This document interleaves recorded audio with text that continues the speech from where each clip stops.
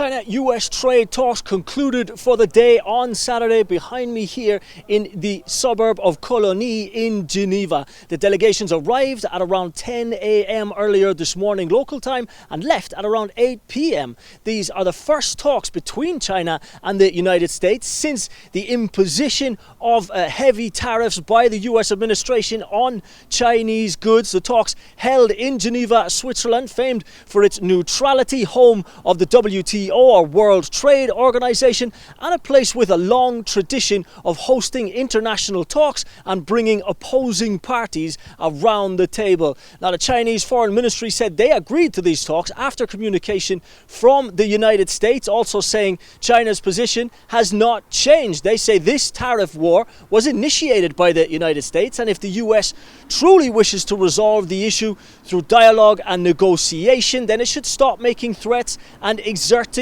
pressure and engage in discussions with China on the basis of equality, mutual respect and reciprocity. They say they will protect their own legitimate rights and interests, uphold international fairness and defend the rules of the World Trade Organization. Now, here on the ground at the end of the day, information is still scarce. We do not know really what has been said inside. We do know that there have been sleepless nights organizing this, but the agenda today, exactly what has been said, is not yet known. The Chinese delegation is led by Vice Premier He Lifeng, and Scott Bessent, US Treasury Secretary, heads up the US team.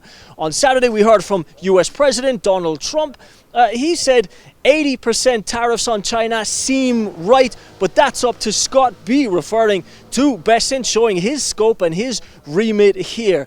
Now, today's talks really are an icebreaker. The rhetoric has been inflamed over the last few weeks. China has repeatedly stated that it will not be bullied, but the fact that China and the United States, the world's two biggest economies, are now sitting around the same table is positive news. Ken Brown, CGTN, Geneva.